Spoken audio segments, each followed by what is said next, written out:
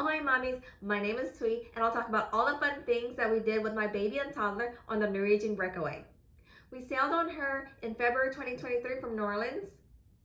Some free things we did with our baby and toddler are the splash pad, the playroom, ropes course, and also Splash Academy. These are all included in the price of the cruise. The first thing I noticed when we ate at the buffet in the Garden Cafe was the milk. There was regular milk and skim milk on tap for my baby and toddler. This is great because when we usually go cruising, I grab so many milk cartons for my toddlers and hoard them in our stateroom fridge, both chocolate milk and regular milk from breakfast. So having the milk on tap was super convenient throughout the whole cruise. For the kids under 2, Guppy's Open Play, the hours are 9 a.m. to noon, 2 p.m. to 5 p.m., and 7 p.m. to 10 p.m., except embarkation day and debarkation day. It's not open on the last day of debarkation day because as we were getting off the ship, other new cruisers are getting on the ship, so that makes it embarkation day again. This room is small and it's not open all day. I would say only 2 families are comfortable with playing in this room because it feels crowded. The toys in here are rotated and sanitized, and this room is definitely for babies. My toddler did get a bit bored with the toys in here, but like I said, this room wasn't really meant for him, but we only brought him along because his baby sister doesn't get the chance to go to Splash Academy yet. There were baby sensory toys, walkers, blocks, puzzles, and other toys. There is a sink on the right to wash your hands before and after playtime, which was really nice, and also a step stool for toddlers. For this room, it can sometimes be loud because the outdoor band shell is playing right outside this room in the daytime, in front of the pool deck. It didn't bother my kids too much, but we were only in this room for less than 30 minutes each time.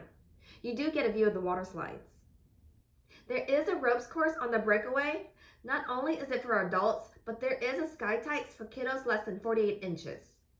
Kiddos must wear sneakers, no flip-flops or sandals allowed, and an adult must always be present. Also, a shirt with short sleeves or long sleeves is best so that the straps in the harness don't rub and hurt their bare skin. For instance, if they were wearing a tank top. My toddler is 3 and he was 35 inches at the time we went. This was honestly an activity I didn't know the ship offered until we boarded the ship.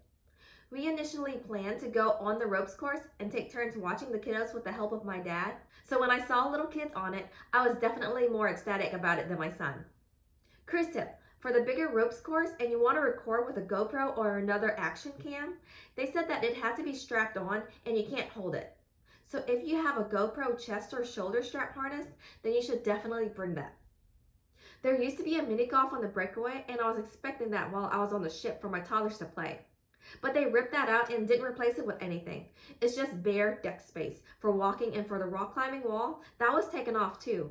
Even though it wasn't for toddlers, I wanted to go on that. Instead of playing mini golf because the ship didn't have it, we did take the kids to go play shuffleboard outside. It is found on deck 7 forward. Finally, an activity that both toddlers can enjoy is the splash pad. On the Norwegian website and on the Facebook group, people say that it's not swim diaper friendly. However, my baby who isn't potty trained was able to go in it. This splash pad is sectioned off away from the main swimming pool and next to the kids' pool. There are 2 small slides in the swimming pool area and some spray nozzles. There were no lifeguards in the splash pad area, but they were standing at the swimming pool instead. They were not actively telling anyone that no babies were allowed in the splash pad. The life jackets can be found near the swimming pool between the splash pad and the water slide tunnel exit. We didn't use Norwegian's life jackets, just brought our own instead, because we usually bring ours to the beach and on excursion days. I didn't know I could allow my baby in the splash pad until the first day we boarded the ship.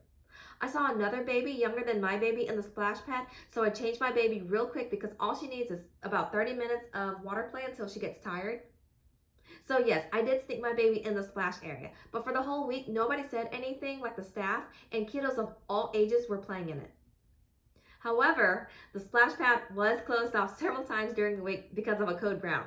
That's okay with us because while they're cleaning the splash pad, my toddler can go in the swimming pool, or I can just take my baby to the Guppy's room, or we can just go to the buffet together. For this ship, there were plenty of family restrooms that were easy to find with a diaper changing station, also loaded with disposable gloves and sanitizer available. This makes my mama heart happy because sometimes finding a diaper changing station is hard to find.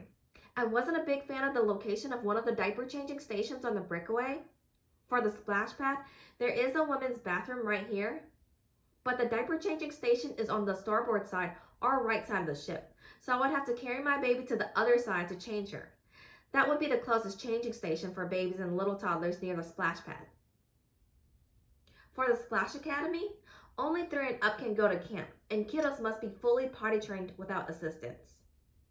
Their hours are 9 a.m. to noon in the morning, 2 p.m. to 4 p.m. in the afternoon, and 7 p.m. to 11 p.m. in the evening for sea days.